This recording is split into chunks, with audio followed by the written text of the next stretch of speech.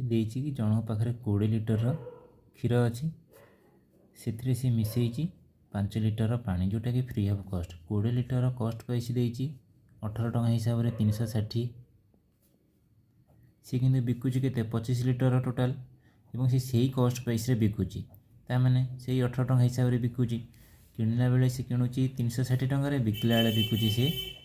450 केते profit करुच्ची 90 rupees अपन क्या ना 360 उपर केते प्रॉफिट करुच्ची इंटू 100% में कैंसल कले आसब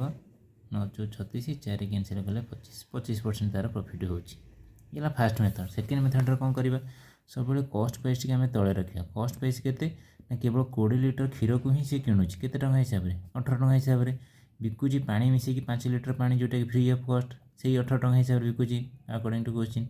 ताहले केते से किणुची केते बिकुची केते 18 कैंसल है 5 रे कैंसल है 5 5 रे कैंसल है 4 कॉस्ट प्राइस सब जब 4 टଙ୍କା किणुची से बिकुची 5 टଙ୍କା